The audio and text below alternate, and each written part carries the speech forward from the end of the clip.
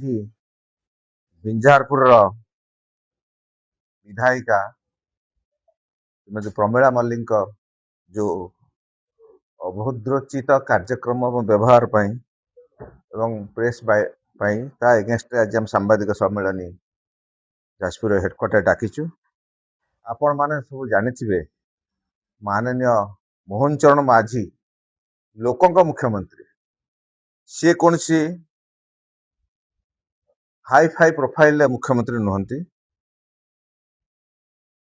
Baitarani system ରେ ବିଗତ 30 ବର୍ଷ ଭିତରେ ସବୁଠୁ ବଡ଼ ବନ୍ୟା, ଏ ବନ୍ୟା ଅଭୂତପୂର୍ବ ବନ୍ୟା, ଯୋଉଠିକି ଆପଣଙ୍କର 21 ମିଟର ଉପରେ ବନ୍ୟା ପାଣି ଆସିଲା, ମାନେ 19 ର ମାକ୍ସିମମ୍ ଥିଲା, ଯୋଉ 21 ଆସିଲା ସବୁଠୁ ହାଇଏଷ୍ଟ ଫ୍ଲଡ୍। ଏବଂ ତା ସାଙ୍ଗେ ସାଙ୍ଗେ ବ୍ରାହ୍ମଣୀ ସିଷ୍ଟମରେ ମଧ୍ୟ ବ୍ରାହ୍ମଣୀ ଶାଖା ନଦୀରେ ମଧ୍ୟ ବନ୍ୟା ଆସିଗଲା।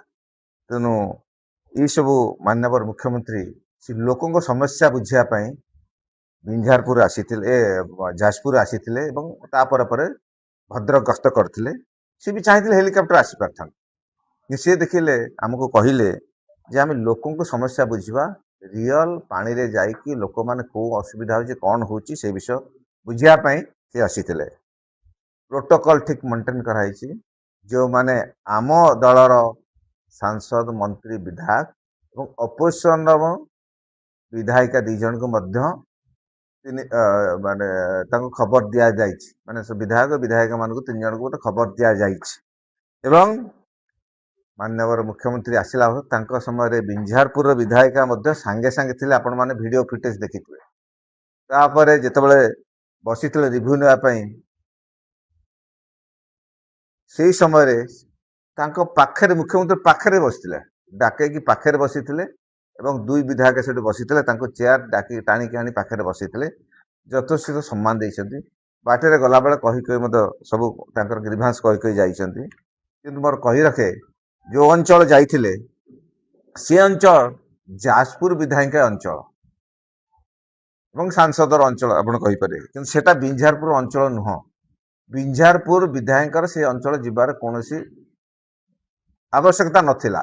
ତଥାପି ସୁଦ୍ଧା କଟସି ପାଇଁ ସେ ସାଙ୍ଗରେ ମୁଖ୍ୟମନ୍ତ୍ରୀ ନେଇଛନ୍ତି, କାରଣ ଲୋକଙ୍କ ମୁଖ୍ୟମନ୍ତ୍ରୀ ସେ, ଏବଂ ତାଙ୍କୁ ନେଇଛନ୍ତି। ଆପଣମାନେ ଭିଡ଼ିଓରେ ଆପଣମାନେ ଦେଖିଥିବେ, ଭାଇରାଲ ହେଉଛି ସୋସିଆଲ ମିଡ଼ିଆରେ, ଯେ ଯେତେବେଳେ ମୁଁ ବି ଥିଲି ମୁଖ୍ୟମନ୍ତ୍ରୀ ସାଙ୍ଗରେ ଥିଲି, ଯେତେବେଳେ ସିଏ ବୋଟରେ ବସିଛନ୍ତି ସେତେବେଳେ ଡାକିଛନ୍ତି ଏବଂ ରେଭିନ୍ୟୁ ମନ୍ତ୍ରୀ, ମାନ୍ୟବର ରେଭିନ୍ୟୁ ମନ୍ତ୍ରୀ ସୁରେଶ ପୂଜାରୀ ମଧ୍ୟ ପ୍ରମିଳା ବାପା ବୋଲି ଡାକିଛନ୍ତି, ପ୍ରମିଳା ବାପାକୁ ଡାକ ବୋଲି କହିଛନ୍ତି।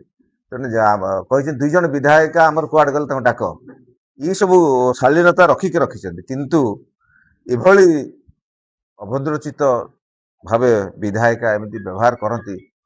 ସେତେବେଳେ ମୁଁ ଯାଇଥିଲି, ଆଗରୁ ମଧ୍ୟ ଏଇଭଳିଆ ତାଙ୍କର ବ୍ୟବହାର ଅଛି।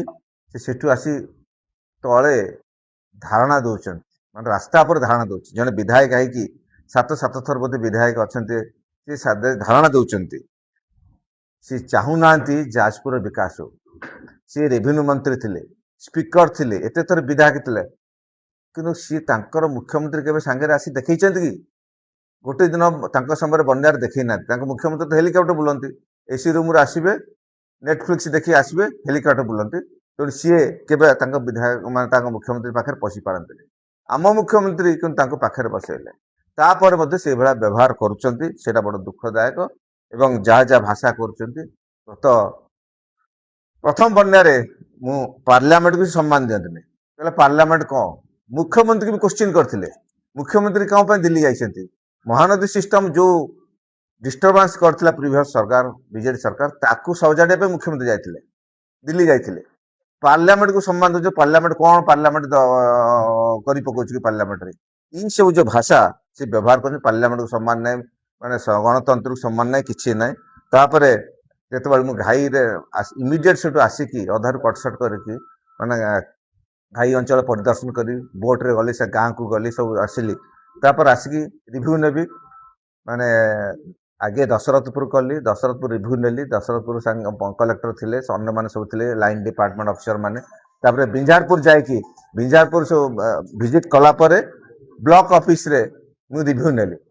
ବ୍ଲକ ଅଫିସ ରିଭ୍ୟୁ ନେଲା ପରେ ଏସ୍ଆରସିଙ୍କୁ ଫୋନ କଲି, ଫର୍ଡର କେମିତି ଆସିବ, ଚୁଡ଼ା କେମିତି ଆସିବ, ଅନ୍ୟମାନଙ୍କୁ ଫୋନ କରି ये सब जिनिस रिव्यू नेले तांकर कौन असुविधा हला मु पूरा आसुଥିଲି आउ गोटे कुंभीर इश्यू थिला बरी रे सेठु आसिक ता घर को जिबार थिला मु तरतर होइके आछि गाड़ी रे बसिया पे कर्सी दृष्टि भद्रामी दृष्टि मु तांको कहली मैडम केमती अछंती सी जो अभद्रचित व्यवहार कले आपण माने वीडियो फुटेज रे सब देखुथिबे एई भला जणे सेठी मु कहली जे सी निजर शालीनता नाही सेठी 20 जण गुंडा को धरि काई आसुथिले